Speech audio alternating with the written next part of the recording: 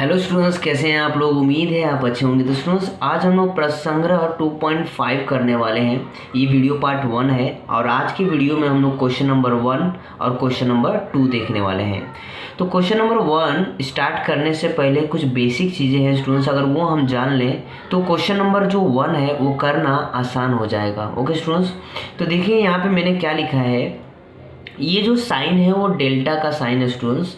मैं यहाँ पर लिख देता हूँ डेल्टा। ओके स्टूडेंट्स, तो ये डेल्टा का साइन है। अब ये डेल्टा होता क्या है स्टूडेंट्स, डेल्टा को ना हम लोग लिखते हैं बी स्क्वायर माइनस 4ac।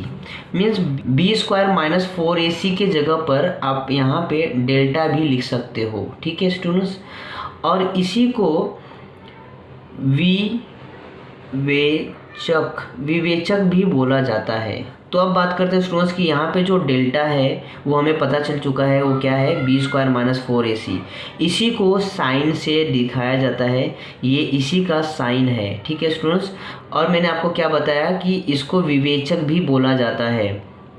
तो स्टूडेंट्स, जब आप इसको सॉल्व करोगे और आपका आंसर जब 0 आएगा, डेल्टा का जो आंसर है वो 0 अगर आता है तो 0 जो है वो 0 के बराबर होता है, राइट। तो उस समय स्टूडेंट्स आप क्या लिखेंगे, मूलों के जो स्वरूप है वो क्या लिखेंगे आप, वास्तविक तथा समान। ओके स्टूडेंट्स, अगर आपका आंसर 0 से ज़्यादा आ गया, 0 से ज़्यादा मतलब 1 2 3 4 5 6 7 8 9 10, मीन्स इसलिए मैंने यहाँ पे दिखाया है मैंने, ये जो साइन होता है ना स्टूडेंट्स, वो जिस तरफ रहता है उसका मतलब वो ज़्यादा है। मीन्स ये अगर इसका आंसर जो है 0 से ज़्यादा आ गया, मीन्स 1 2 3 4 5 6 7, उस समय आप क्या लिखेंगे स्टूडेंट्स, वास्तविक तथा असमान। ओके स्टूडेंट्स, नेक्स्ट, डेल्टा का जो आंसर है अगर वो 0 से कम आ गया, 0 से कम मतलब -1 -2 -3 माइनस में अगर आता है तो उस समय आप लिखेंगे वास्तविक संख्या नहीं है। क्लियर है स्टूडेंट्स। अगर आपका जो डेल्टा है, डेल्टा मतलब क्या, बी स्क्वायर माइनस 4ac को ही डेल्टा से डिनोट करते हैं हम लोग, उसको विवेचक भी कहा जाता है। मतलब इसको जब हम सॉल्व करेंगे तो आंसर अगर 0 आ गया तो वास्तविक तथा समान हम लिख सकते हैं। आंसर अगर 0 से ज़्यादा है तो वास्तविक तथा असमान लिखेंगे, और आंसर जो है वो 0 से कम है, 0 से कम मतलब वो -1 -2, तो उस समय आप लिखेंगे वास्तविक संख्या नहीं है। क्लियर है स्टूडेंट्स। तो अभी चलते हैं क्वेश्चन नंबर 1। देखिए सेम टू सेम इसी के ऊपर डिपेंड है।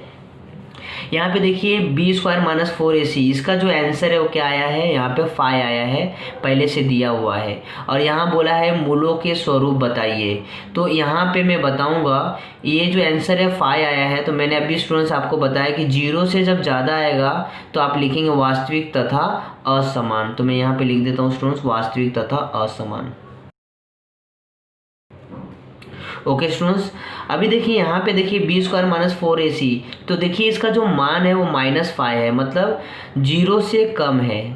तो उस समय आपको क्या लिखना है, वास्तविक संख्या नहीं है। मैं लिख देता हूँ यहाँ पे। ओके स्टूडेंट्स, तो ये मैंने लिख दिया है। ये जो है स्टूडेंट्स आपके टेक्स्ट बुक में 2.5 के जहाँ पे प्रश्न संग्रह 2.5 है उसके ऊपर ये लिखा हुआ है, बट ऐसा नहीं लिखा हुआ था, वो थोड़ा डिफरेंट तरीके से लिखा हुआ था। उसमें ऐसा लिखा हुआ है स्टूडेंट्स, मैं बताता हूँ आपको। वहाँ पे लिखा है वर्ग समीकरण के दोनों मूल। ठीक है स्टूडेंट्स, वर्ग समीकरण के दोनों मूल वास्तविक तथा समान होते हैं। वैसे ही वर्ग समीकरण के दोनों मूल वास्तविक तथा असमान होते हैं। वर्ग समीकरण के मूल वास्तविक संख्या नहीं होती है। तो वहाँ पे इस तरह लिखा हुआ है, मैंने इस तरह लिखा है क्योंकि ज़्यादा आपको ये क्वेश्चन से रिलेट हो, इसलिए मैंने इस तरह बना के लिखा है। तो आई थिंक सो आपको क्लियर ये समझ में आया होगा स्टूडेंट्स। क्वेश्चन नंबर 2 कर लेते हैं। देखिए यहाँ पे क्वेश्चन नंबर 2 है।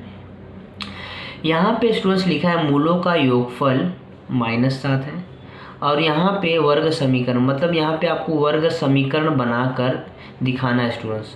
अब वर्ग समीकरण कैसे बनाएं, वर्ग समीकरण अब तक हम लोग को वर्ग समीकरण दिया हुआ था हमेशा, राइट। इस क्वेश्चन में बोल रहा है वर्ग समीकरण बनाना है। तो बनाने के लिए स्टूडेंट्स एक फॉर्मूला है हमारे पास, वो मैं क्या यहाँ पे लिख के दिखाता हूँ आपको। x² माइनस मूलों का योगफल, मूलों का योगफल गुणनफल। अभी आप सोच रहे होंगे सर ये बार बार मूल मूल आ रहा है, ये मूल है क्या?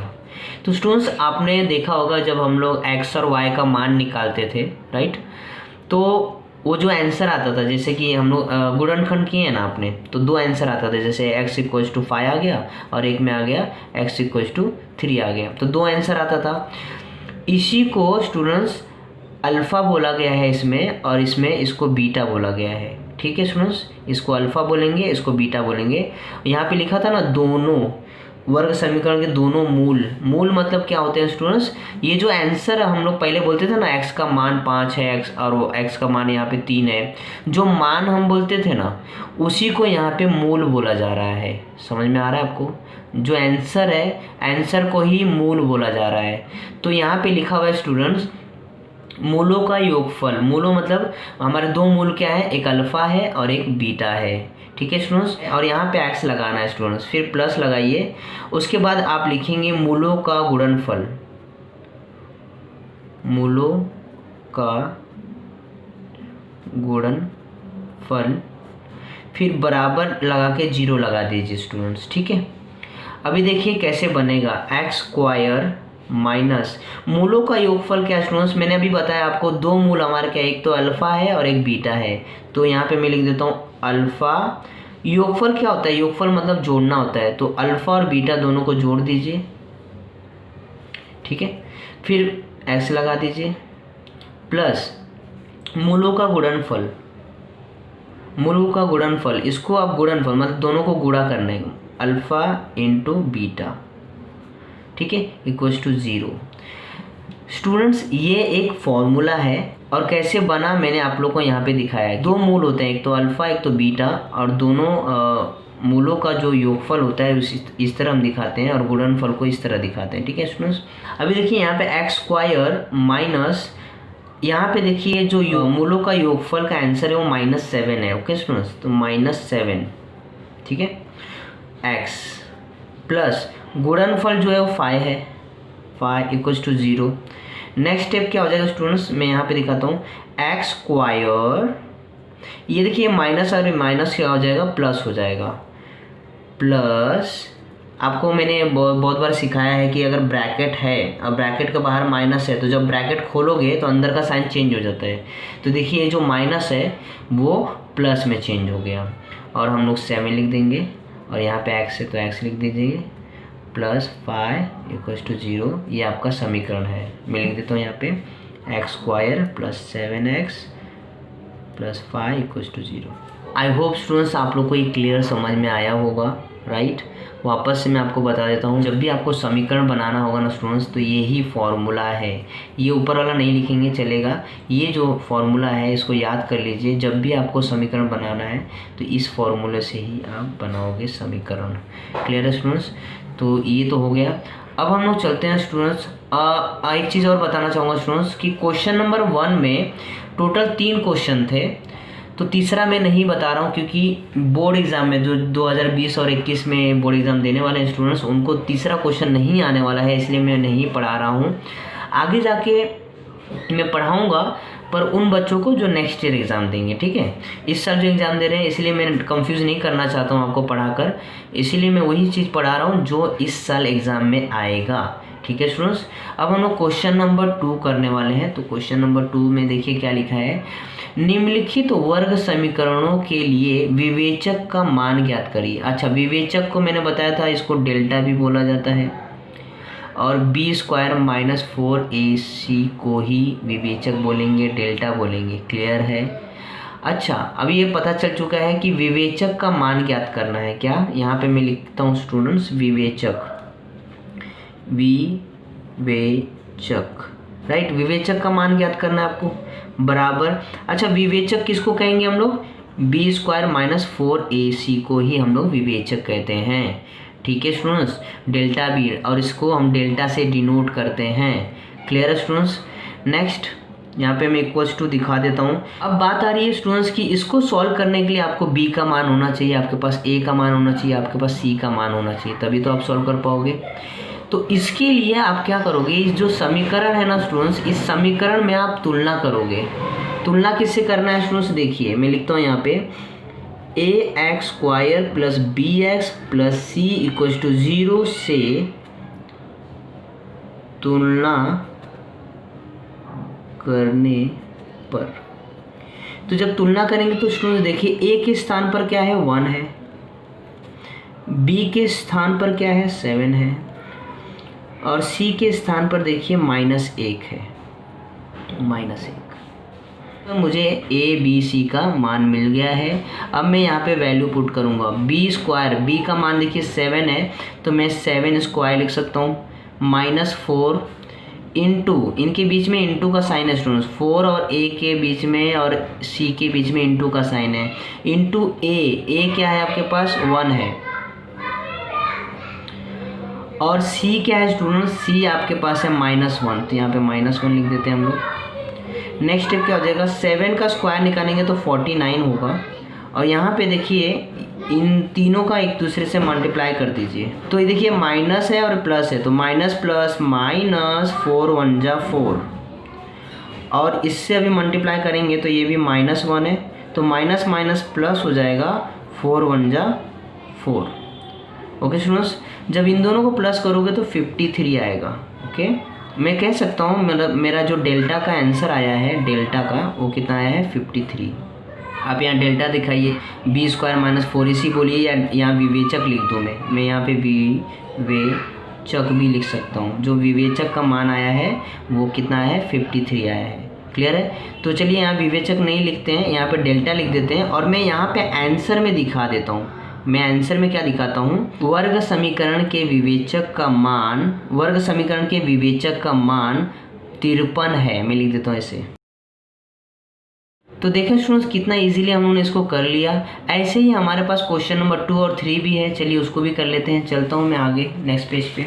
तो स्टूडेंट्स इसको भी हम लोग क्या करते हैं, तुलना कर लेते हैं। मैं लिख देता हूँ यहाँ पे ax square plus bx plus C equals to 0 से तुलना करने पर।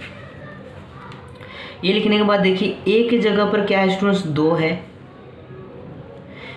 b की जगह पर देखिए स्टूडेंट्स -5 है। बहुत लोग 5 लिख देते हैं स्टूडेंट्स, साइन पे ध्यान नहीं देते, तो साइन पे भी ध्यान देना है। माइनस है तो माइनस लगाइए, सिर्फ 5 लिख देंगे तो गलत हो जाएगा।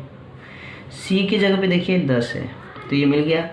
अभी हमारा जो फॉर्मूला है विवेचक का क्या है स्टूडेंट्स, विवेचक का जो फॉर्मूला क्या है b square -4ac। Okay,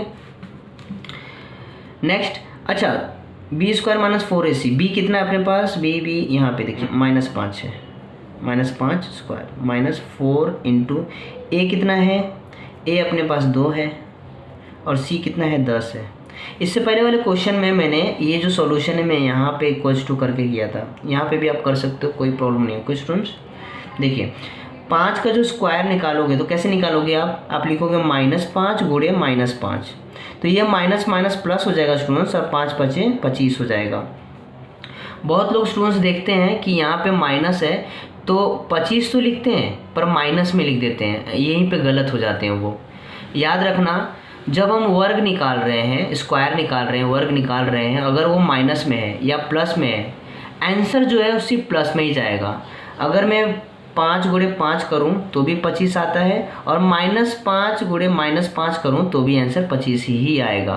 clear है स्टूडेंट्स? तो याद रखना, जब भी आप वर्ग निकाल रहे हो, अगर वो प्लस में वर्ग है या माइनस में वर्ग है, आंसर जो है वो प्लस में ही रहेगा। हाँ, या अगर ऐसा होता -5 का घन मतलब क्यूब, अगर ऐसा होता तो आपका जो आंसर है स्टूडेंट्स वो माइनस में ही जाता, ठीक है, और 5 का जो क्यूब है वो 125 होता है, ये आंसर आता आपका। तो क्यूब जो है स्टूडेंट्स अगर माइनस में है तो माइनस में जाएगा आंसर, प्लस में है तो प्लस में जाएगा। पर वर्ग में उल्टा है, वर्ग में क्या है, माइनस में क्वेश्चन है तो भी आंसर प्लस में जाएगा, और प्लस में है तो भी आंसर प्लस में। क्लियर है? तो ये आ चुका है। यहाँ पे देखिए ये भी प्लस में है, ये भी प्लस में है, और ये माइनस में है, तो माइनस प्लस माइनस 4 2 जा 8 इंटू 10, माइनस प्लस माइनस 8 10 जा 80 upon equals two plus minus minus 80 में से 25 जाएगा तो कितना बचेगा स्टूडेंट्स, 55। और याद रखना स्टूडेंट्स 55 तो है, पर प्लस माइनस जब भी करोगे तो साइन किसका लगाओगे, बिग नंबर का। ओके स्टूडेंट्स, तो यहाँ पे मैं बिग नंबर का साइन लगा देता हूँ, क्योंकि बिग नंबर का जो साइन है वो माइनस है। क्लियर है। अभी के लिए क्वेश्चन नंबर सेकंड का थर्ड कर लेते हैं। ये है हमारा क्वेश्चन नंबर सेकंड का थर्ड। ठीक है, इसमें भी मैं कंपेयर कर लेता हूँ, मैं तुलना कर लेता हूँ। अच्छा, तुलना करेंगे तो a के जगह पे क्या है, देखिए यहाँ पे a के जगह पे √2 है, b के जगह पे 4 है, और c के जगह पे देखिए 2√2 है, 2√2 ये है। ओके, ये थोड़ा सा डिफरेंट है, तो इसमें कुछ आपको नया सीखने को मिल सकता है, ध्यान से देखते रहिए। मैं लिख देता हूँ यहाँ पे विवेचक b² - 4ac। ओके, b का वैल्यू है 4, तो यहाँ पे 4 का स्क्वायर लिख देता हूँ यहाँ पे 4 इंटू a का वैल्यू देखिए क्या है √2 इंटू, और जो c का वैल्यू है वो है 2√2। ओके स्टूडेंट्स, 4 का स्क्वायर निकालेंगे तो 16 आ जाएगा। पहले चलिए इन दोनों का इंटू कर लेता हूँ मैं। ठीक है, इन दोनों का करता हूँ, तो माइनस प्लस माइनस। ओके, और 4 का मल्टीप्लाई में स्टूडेंट्स अंदर वाले नंबर से नहीं होगा, याद रखना। इसके बाहर ना, रूट के बाहर एक होता है, दिखता नहीं है। जैसे आप लोगों को मैंने बताया, देखिए x है तो x के आगे भी एक होता है, दिखता नहीं है। तो x रहता है, उसके आगे y है तो उसके आगे एक रहेगा, मतलब कोई भी 4 अंक के आगे एक रहता है, दिखता नहीं है। वैसे ही रूट के आगे भी एक होता है पर दिखता नहीं है। तो देखिए ये जो नंबर है वो रूट के बाहर वाला नंबर है, राइट। तो इसका जो गुणा है रूट के बाहर वाले नंबर से होगा। यहाँ पे जो 1 है, अगर 2 होता तो 2 से गुणा होता तो 8 आ जाता, 4 दूनी 8 होता। अभी 1 है तो 4 एकम 4 और √2।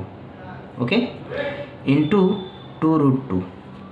नेक्स्ट 16, देखिए माइनस प्लस माइनस लगा दीजिए, बाहर वाले का जो इंटू है वो बाहर वाले से होगा, 4 दूनी 8, और अंदर वाले का अंदर वाले के साथ होगा। क्लियर है, तो √2 √4 हो जाएगा। क्या आपको पता है, सॉरी यहाँ माइनस रहेगा, -8। क्या आपको पता है इन दोनों के बीच में ना गुणे का साइन है, तो गुणे का साइन दिखाइए। क्या आपको पता है 2 का जो वर्ग होता है वो 4 होता है। और क्या आपको ये भी पता है कि रूट के अंदर अगर 4 है तो बाहर आके 2 हो जाता है। तो यहाँ पे जो 4 है वो बाहर आके 2 हो जाएगा। नेक्स्ट 16 माइनस प्लस माइनस 8 2 जा 16। Next plus minus minus, answer क्या आया, 0 आया। इसका मतलब ये जो आंसर है स्टूडेंट्स, वो इसको हम क्या कहेंगे, हम इसको कहेंगे वास्तविक तथा समान है। पर यहाँ पे नहीं दिखाना है, यहाँ पे ऐसा कुछ बोला नहीं है कि मूल कौन से मूल है बताइए, ऐसा बोला नहीं है। तो मैं डायरेक्ट यहाँ पे विवेचक का मान निकालना था, जो कि हमने निकाल लिया है। मैं बोल देता हूँ यहाँ पे वर्ग समीकरण का जो विवेचक का मान है वो 0 है, लिख देता हूँ मैं यहाँ पे। तो स्टूडेंट्स ये पूरा सॉल्व हो चुका है। क्वेश्चन नंबर 1 और 2 जो है हम लोगों ने यहाँ पे सॉल्व किया है। क्वेश्चन नंबर 3 नेक्स्ट वीडियो में मैं नहीं डालने वाला हूँ, क्योंकि इस 2020 और 21 के जो भी बच्चे एग्ज़ाम दे रहे हैं उनको नहीं आने वाला है। तो डायरेक्ट मैं वीडियो पार्ट 2 जो है क्वेश्चन नंबर 4 से स्टार्ट करूँगा। तो मिलते हैं नेक्स्ट वीडियो में, तब तक के लिए अपना ख्याल रखना, अपने पेरेंट्स का ख्याल रखना। वंदे मातरम।